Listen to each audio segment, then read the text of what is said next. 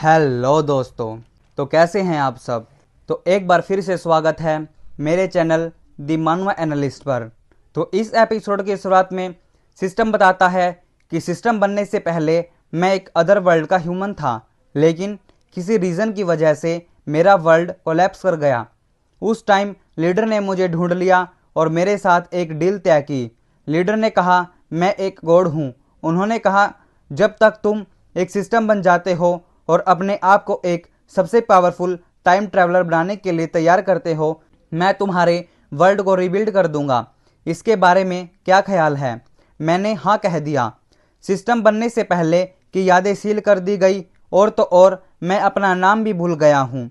लेकिन मुझे रिमेंबर है कि वहाँ कोई ऐसा व्यक्ति था जो मेरे लिए बहुत इम्पोर्टेंट था और मेरा इंतज़ार कर रहा था। मैं उसके पास वापस जाने के लिए कुछ भी करने को तैयार हूँ। इसलिए मैंने एक सिस्टम बनने का तरीका सीखने की पूरी कोशिश की और मैंने एक्सीलेंट एंड मोटिवेटेड सिस्टम की होनरी भी जीती। तभी मुझे लीडर ने एक इम्पोर्टेंट काम सौंपा और मैं इस वर्ल्ड में आया। अनफॉर्चुनेटली मैं तुमसे मिला। तभी एमसी सिस्टम को घूरते हुए कहता है, तुम मुझे लाइक नहीं करते। तुम केवल वही काम थोपते हो जो एक्सट्रीमली ट्रिकी होते हैं, और जब मैं फाइट कर रहा था तो तुम मेरी बिल्कुल भी हेल्प नहीं करते। फिर एमसी सिस्टम की तरफ गुस्से में आगे बढ़ते हुए कहता है, तुमको मुझसे नफरत करने की हिम्मत कैसे हुई। तभी सिस्टम एमसी को रोकते हुए कहता है, मेरा करंट स्पोर्ट बहुत वीक है, लेकिन यह रियली मेरी गलती नहीं है। अकॉर्डिंग टू कॉमन सेंस, जब सिस्टम किसी न्यू वर्ल्ड में आता है तो यह जल्द से जल्द नेचुरल लॉ से जुड़ जाता है। यह वर्ल्ड के रूल्स हैं। सिस्टम नेचुरल लॉ में इंटरफेयर करके प्रोटैगनिस्ट प्रिविलेज को एनहांस कर सकता है एंड आपको वेरियस सिस्टम प्रॉप्स प्रोवाइड कर सकता है। लेकिन मैं इतने लंबे टाइम से यहाँ हूँ और फिर भी मैं नेचुरल लॉ को बिल्कुल भी महसूस नहीं कर पाया। ऐसा लगता है कि यह डिसअपियर्ड हो गया है। रूल्स के बिना वर्ल्ड केओटिक होना चाहिए, लेकिन यह दुनिया एक ऑर्डरली मैनर से काम कर रही है, जो बहुत अजीब लगता है। एमसी कहता है, रियली? तो तुम लीडर से पूछो। सिस्टम कहता है, मैंने इसकी रिपोर्ट कर दी है और जल्द ही जवाब मिल जाएगा। इसकी चिंता मत करो, बस काम पूरा करने के लिए कड़ी मेहनत करो। यह तो केक का एक टुकड़ा है। एमसी मन में सोचते हुए कहता है, उसके वर्ल्ड के कोलैप्स हो जाने के बाद उसके लिए इजी लाइफ नहीं है। ठीक है, मैं फ्यूचर में तुम्हारे साथ कोऑपरेट करने का बेस्ट ट्राई करूंगा और तुमको जल्द से जल्द घर जाने दूंगा। सिस्टम कहता है, थैंक यू होस्ट। फिर एमसी कहता है, चलो चलें, मैं यान फॉक्स को जाने के लिए रेडी कर दूंगा। लेकिन हम देखते हैं कि मुरैन वहीं पर एक पेड़ के पीछे होती है और एमसी के उठते ही वहां से चली जाती है। फिर अगले सीन में देखते हैं, ग्रीन हेयर बोलता है, मुरैन तुम वापस आ गई। तुम कहाँ थी? चूचू कहाँ है? मोरन कहती है, उसने कहा कि वह पहले घर जाना चाहती है, इसलिए मैंने उसे बाहर भेज दिया। ग्रीन हेयर कहता है, क्या वह अकेली थी? क्या यह सेफ होगा? मोरन कहती है, वह ठीक है, मैंने उसकी प्रोटेक्शन के लिए उसे एक मैजिकल वेपन दिया है। फिर ग्रीन हेयर कहता है, आप बहुत थॉटफुल हैं। आप जूनियर्स के प्रति बहुत काइंड हैं और बहुत केयर रखने वाली हैं। मोरन मन में सोचते हुए बताती है, मैं तो बस उसकी एक एहसानमंद थी। फिर हमें अगले सीन में दिखाया जाता है जियालन पैलेस। तभी एमसी कहता है, यहाँ तो सचमुच बहुत हलचल है, इसे देखो, कलाबाजी। तभी जुइजी कहती है, शहर में पहली बार आए हो है ना? इतना हंगामा किस बात का? एमसी बताता है, हाँ, मैं पहली बार शहर में आया हूँ। फिर जुइजी की तरफ देखते हुए कहता है, तुम इतना टाइटली कवर क्यों हो? जुइजी कहती है, मुझे इसकी आदत हो गई है। मैं हमेशा ऐसी सिचुएशन में अपना फेस दिखाने में अनसेफ फील करती हूँ, और एनरोलमेंट कॉन्फ्रेंस में बहुत से कल्टीवेटर आए हैं, मुझे डर है कि। तभी एमसी जुइजी की कैप को उतारते हुए कहता है, तुमने अपना भेष बदल लिया है और अपना रूप भी। आखिर तुम किस बात से डर रही हो? भले ही कोई तुम्हें यान फॉक्स की फॉर्म में पहचानता हो, तुम अब भी मेरे ब्लड बॉन्डेड स्पिरिट एनिमल हो। मैं तुम्हें किसी भी डेंजर से प्रोटेक्ट करूंगा और कोई भी तुम्हें हार्म नहीं पहुंचा सकेगा। अब से तुम धूप में ठोड़ी ऊपर करके चलोगी, समझ गई? जुइजी कहती है, मुझे तुम्हें सिखाने की ज़रूरत नहीं है। एमसी कहता है चलो रजिस्ट्रेशन ऑफिस जाकर देखें। फिर एमसी रजिस्ट्रेशन ऑफिस आकर कहता है हेलो, हम रजिस्टर करना चाहते हैं। तभी वह रजिस्ट्रेशन करने वाला आदमी उन्हें फॉर्म फिल करने के लिए कहता है। फिर एमसी रजिस्ट्रेशन रिक्वायरमेंट्स को पढ़ते हुए कहता है ग्रेट, हम सिर्फ आवश्यकता को ही पूरा करते हैं। तभी टेस्ट एंट्री गेट पर खड़ा गार्ड कहता है फिर यहाँ आओ। यह एक टेलीपोर्टेशन मिरर है और जो कल्टीवेटर रजिस्ट्रेशन रिक्वायरमेंट्स को कंप्लीट करते हैं वही इसके थ्रू अंदर जा सकते हैं और वेटिंग रूम में प्रवेश कर सकते हैं। फिर एमसी पहले अपना एक हाथ उस टेलीपोर्टेशन मिरर में डालता है और उसे क्रॉस कर लेता है एंड वेटिंग रूम को देखते हुए कहता है वाओ, यह कितना बड़ा है, और आगे चला जाता है। फिर हवा में फ्लोट कर रहे बॉक्स को देखकर कहता है वह क्या है। तभी सिस्टम बताता है यह एक सीक्रेट प्लेस है जो तुम्हारे काम के बराबर है। तुम प्रवेश करने के लिए रैंडमली एक सीक्रेट प्लेस को सिलेक्ट करोगे। सीक्रेट प्लेस मोस्टली एक एंशियंट बैटलफील्ड है जहां हार्श इन्वायरमेंट एंड रैम्पेट डीमंस है जो कैंडिडेट्स की कॉम्प्रिहेंसिव एबिलिटी का टेस्ट करेंगे। तभी कोई कहता है कैंडिडेट्स शांत रहे। तभी हम देखते हैं कि कोई टेलीपोर्टेशन से बाहर निकल रहा होता है और कहता है एप्लीकेंट्स का नंबर आज की लिमिट तक पहुंच गया है, तैयार रहें, टेस्ट जल्द ही शुरू होगा। मैं तुम्हारा गाइड हूं ल्यूमिंग इन्फर्नल एकेडमी से। इसके बाद मैं बेसिक एग्जामिनेशन रूल्स को अनाउंस करूंगा। सीक्रेट एग्जामिनेशन में फूड और एलेक्सर्स अलाउड नहीं हैं and others are restricted. Please prohibited items सौंप दे जिन्हें एग्जाम के बाद वापस दिया जाएगा। एमसी कहता है फॉर्चुनेटली मैंने अपनी सारी शुगर गोड्स खा ली हैं। फिर गाइड कहता है आप जितने अधिक समय तक सीक्रेट प्लेस पर रहेंगे आपके पॉइंट्स उतने ही ज़्यादा होंगे। जो भी 7 डेज तक जिंदा रहेगा उसे पास कंसीडर किया जाएगा और कैंडिडेट्स के किसी भी बिहेवियर पर कोई भी रिस्ट्रिक्शन नहीं है। जुईजी कहती है कोई रिस्ट्रिक्शन नहीं है तो क्या मैं लोगों को मार सकती हूँ। गाइड कहता है ये सोल्स हैं, प्लीज किसी एक सोल को सिलेक्ट करें, इससे तय होगा कि आप किस सीक्रेट प्लेस पर जा रहे हैं। आपको सीक्रेट प्लेस के अलावा एक्स्ट्रा पॉइंट्स एंड एडवेंचर्स के बारे में इन्फॉर्म किया जाएगा। अगर आपकी लाइफ डेंजर में है तो सोल्स आपको बचा सकती हैं और एग्जाम रूम से दूर ले जा सकती हैं। तभी कोई कहता है मैंने सुना है कि इस ईयर का सीक्रेट प्लेस बहुत डिफिकल्ट है। आप हमारी जनरेशन के लीडर हैं, अगर हमें सेम ही सीक्रेट स्पेस में असाइन किया जाए तो मैं सोच रहा हूं कि क्या आप मेरी हेल्प कर सकते हैं। तभी वह रेड हेयर कहता है तुम यह कहकर बहुत काइंड हो। तभी जुईजी बताती है इसका नाम सी जुओवू है। यह जियालन की 4 बड़ी फैमिलीज में से एक शी फैमिली का सेकंड सन है। एमसी कहता है क्या तुम इन्हें जानती हो। जुईजी कहती है तुम्हें नहीं पता, वह बहुत फेमस है। जब वह अवेकन हुआ तो उसकी सोल पावर एक सॉलिड स्वॉर्ड में कन्वर्ट हो गई जिसे स्वॉर्ड ऑफ लाइट के नाम से जाना जाता है। एमसी कहता है सोल पावर रियल स्टेट में कंडेंस हो गई। क्या यह केवल मार्शल मास्टर एंड हायर के लिए एक स्किल नहीं है। वंडर्स को कॉमन सेंस में जज नहीं किया जा सकता। अब वह एक 4 स्टार मार्शल आर्टिस्ट और इस साल का एक सीडेड प्लेयर है। तभी सिस्टम कहता है यह कुछ भी नहीं है होस्ट, तुम सबसे स्ट्रांग हो, तुम उससे हार नहीं सकते। तभी सिस्टम एमसी को एक टास्क दे देता है टॉप पर आने और सीक्रेट प्लेस में जिंदा रहने के हिस्टोरिकल रिकॉर्ड को तोड़ने के लिए काम पूरा करें। फिर एमसी निराश होते हुए कहता है मैं जानता था हिस्टोरिकल रिकॉर्ड कितना लंबा है।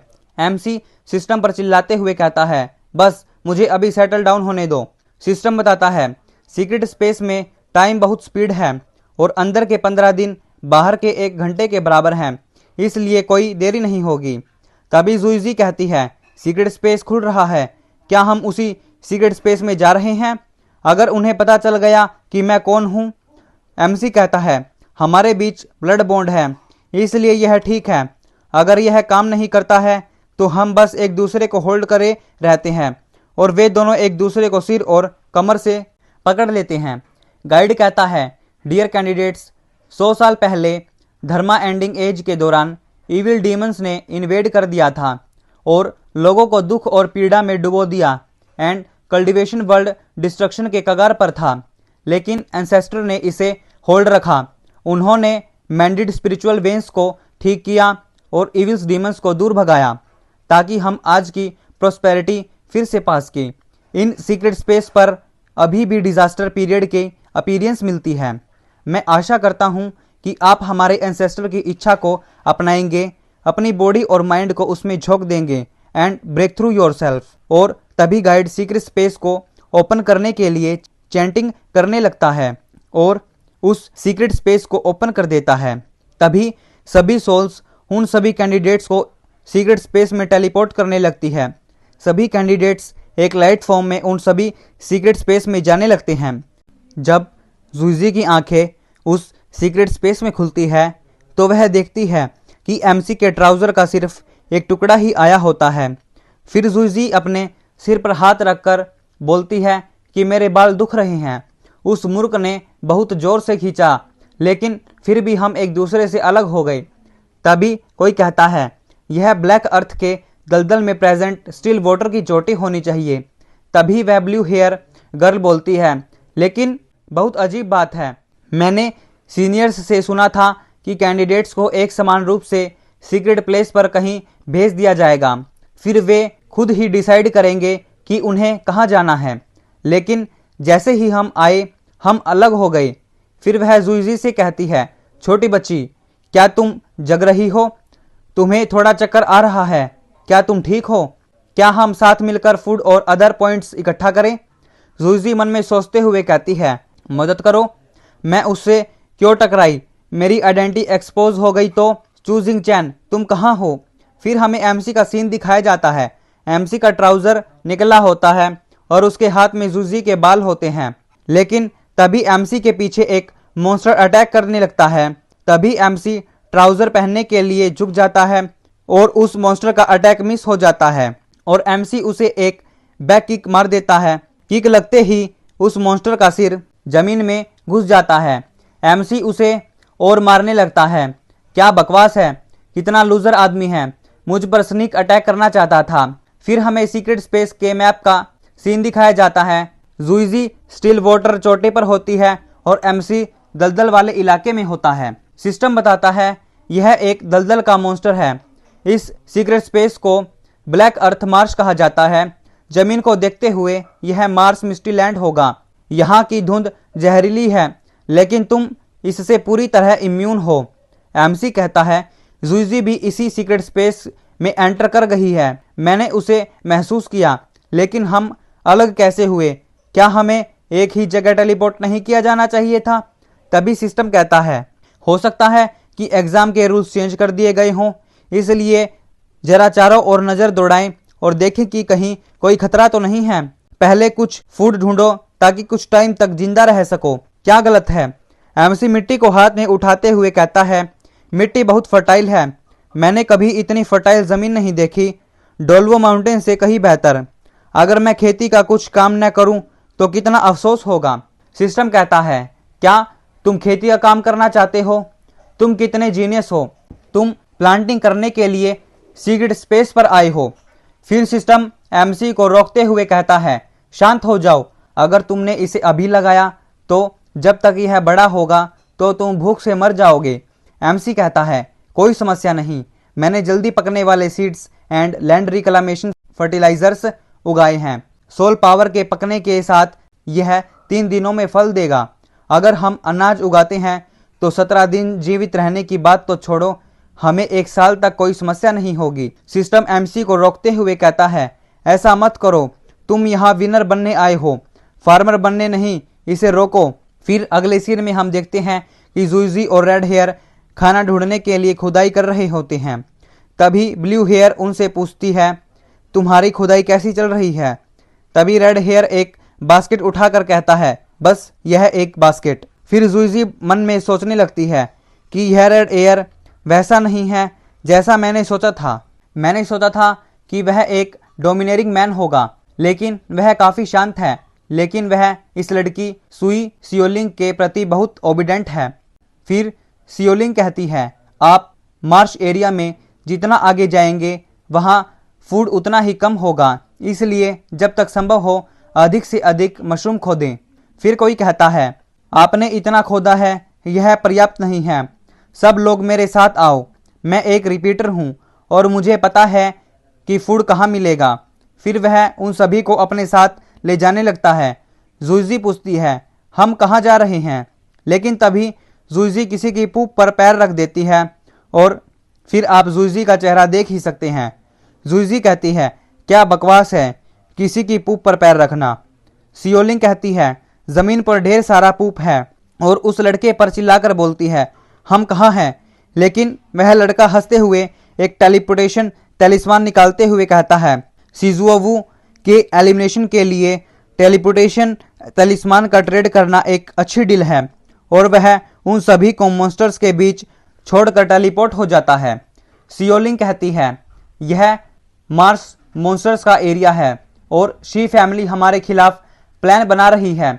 एग्जाम ओवर होने के बाद मुझे पता लगाना होगा कि इसके पीछे कौन है। जुओवू, तुम बहुत फेमस हो, इसलिए तुमको टारगेट किया जा रहा है। जुओवू कहता है, एक फेमस वंडरिंग स्पोर्ट्समैन को हमेशा तुच्छ लोग अपना टारगेट बनाते हैं। मैं इस तरह के फ्रेम अप के लिए रेडी हूँ, बस मुझे स्वॉर्ड को लाइट। इतना कहता ही है कि तभी एक मॉन्स्टर जुओवू को किक मार देता है और जुओवू गिरते हुए कहता है, मुझे अपनी लाइंस तो पूरा करने दो। जुइजी मन में सोचते हुए कहती है, क्या यह है स्वॉर्ड ऑफ लाइट? लेकिन तभी सियोलिंग कुछ करने लगती है और अपना मार्शल सोल रियलम ओपन कर लेती है और जुओवू से कहती है, तुमने बहुत ज़्यादा रोमांटिक नॉवेल्स पढ़ी है। जब आप अपने फिस्ट से किसी बात को ठीक कर सकते हैं तो बकवास मत बोलिए। फिर अगले सीन में हमें दिखाया जाता है कि एमसी वहां पर खेती के लिए सीड्स को लगा रहा होता है, उन्हें बड़े प्यार से पानी एंड फर्टिलाइजर्स दे रहा होता है और खेती करके मन ही मन खुश हो रहा होता है। सिस्टम एमसी पर चिल्ला रहा होता है, पानी पाना मुश्किल है, तुमने बस इसे डाल दिया। एमसी कहता है, एक तेजी से बढ़ने वाला तरबूज है जो मैंने उगाया है, अगर यह हमारे पास होगा तो हमें पानी की कमी नहीं होगी। फिर एमसी सब्जियों के नाम बताने लगता है, बस इसे क्रीक कहें, यह गोभी है जिसे सफ़ेद कहा जाता है। सिस्टम कहता है, बहुत घिनौना, तुमने वास्तव में सब्जियों का नाम रखा है। फिर एमसी एक कुल्हाड़ी को निकालते हुए कहता है, यह मेरा रोमांटिक है, तुम इस मोर्टल वर्ल्ड में फ्लोट कर रहे हो और बहुत हार्डवर्क कर रहे हो। सिस्टम कहता है, तुम पेड़ क्यों काट रहे हो? एमसी कहता है, एक घर और फेंस बनाएंगे। सिस्टम चौंकते हुए कहता है, एक घर बनाओगे? फिर एमसी कहता है, हम घर बनाने के बाद हंटिंग के लिए जा सकते हैं, लाइफ बहुत कंफर्टेबल है। सिस्टम परेशान होते हुए कहता है, लीडर, अब मैं और स्टैंड नहीं कर सकता, मैं घर जाना चाहता हूँ। लेकिन तभी स्काई में एक क्रो उड़ रहा होता है जो एमसी को देख लेता है और उड़ते हुए ब्लैक हार्स स्टोकेड में चला जाता है और वह क्रो एक मॉन्स्टर में चेंज हो जाता है एंड उन सभी मॉन्स्टर्स के किंग के सामने झुक जाता है। तभी वह किंग पूछता है, मार्श करो, क्या सिचुएशन है? मार्श करो कहता है, इन्वेस्टिगेशन के बाद टोटल 57 पीपल को मार्स मिस्टी प्लेन में टेलीपोर्ट किया गया है। उनमें से ज़्यादातर अलग थलग और असहाय थे, उन्हें मार्स ने पॉइजन दे दिया था और वे ज़्यादा दिन तक जीवित नहीं रह पाई। लेकिन एक आदमी ऐसा है जो मार्स के पॉइजन से इम्यून लगता है, वह अब सीक्रेट स्पेस के बॉर्डर पर है और प्लांटिंग। मार्स किंग कहता है, मैंने सोचा था कि जो लोग ट्रेजर खोदने, फूड के लिए भीख मांगने और प्रीवियस ईयर्स में रिलेशनशिप बनाने के लिए आए थे, वे पहले से ही काफ़ी अनबिलीवेबल हैं, लेकिन मुझे उम्मीद नहीं थी इस साल एक और प्रतिभाशाली व्यक्ति यहाँ प्लांटिंग करने आया है। भूल जाओ उन्हें, वे सब बस नोबडीज हैं। तुम अनरिलेटेड ह्यूमंस को क्लीन करने के लिए हाई लेवल मार्स डीमंस की एक टीम ले जाओ, आखिर हमारा गोल। फिर अगले सीन में हम देखते हैं कि उन चारों को सभी मार्स डीमंस ने घेर लिया होता है और वे सभी मॉन्स्टर्स जुओवू का नाम पुकार रहे होते हैं। तभी सियोलिंग चौंक कहती है, इन सभी मार्स मॉन्स्टर को जुओवू का नाम कैसे पता चला? फिर सियोलिंग कहती है, यह मेरी सोल पावर का रियलम है, लेकिन यह स्टेबल नहीं है और केवल थोड़े टाइम तक ही चल सकता है।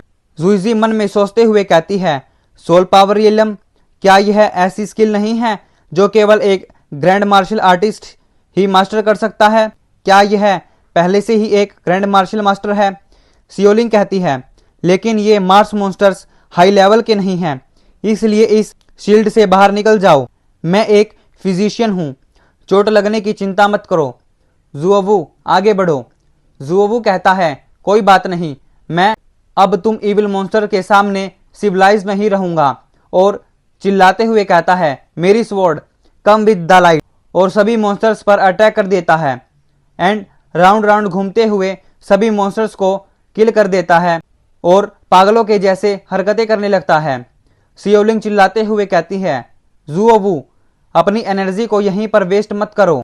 जुओवू कहता है, चले जाओ यहाँ से इविल मॉन्स्टर्स, और फिर स्पीड से अपनी स्वॉर्ड ऑफ लाइट को लेकर फिर से उन सभी मॉन्स्टर्स को मारने लगता है।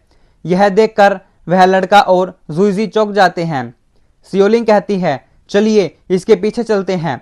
जुओवू सभी मॉन्स्टर्स को मारते हुए आगे बढ़ने लगता है। सियोलिंग जुओवू को रोकते हुए कहती है, ठीक है जुओवू, हम बाहर आ गए हैं, अब ब्रेक ले लो। जुओवू कहता है, उस लूजर व्यक्ति ने मुझे नीची नज़र से देखा। उसने सोचा कि मार्स मॉन्स्टर्स का एक ग्रुप मुझे खत्म कर सकता है। वह बहुत घमंडी था। सियोलिंग मन में सोचने लगती है कि मुझे हमेशा यह अजीब लगता है कि हम इतनी आसानी से बाहर निकल गए। सीक्रेट स्पेस में मौजूद मार्स डीमंस को जुओवू के बारे में कैसे पता चला? क्या यह ऐसा हो सकता है कि हमें फंसाने वाले लोगों ने मार्स डीमंस के साथ मिलकर साजिश की है? यह इम्पॉसिबल है, या है ना? फिर अगले सीन में हम देखते हैं कि जहां एमसी ने घर बनाया होता है वहां पर कुछ मार्स डीमंस आए होते हैं और कहते हैं, हम यहाँ हैं, है ना? तभी दूसरा डीमन कहता है, वह ह्यूमन जो यहाँ फार्मिंग कर रहा है यहीं रहता है। तो आज का हमारा एपिसोड यहीं ख़त्म होता है। तो मिलते हैं एक नए एपिसोड के साथ। तब तक के लिए हमारे चैनल दी मानवा एनालिस्ट पर बने रहे। चैनल को लाइक, शेयर एंड सब्सक्राइब करना ना भूलें। तब तक के लिए टाटा बाय एंड सायोनारा।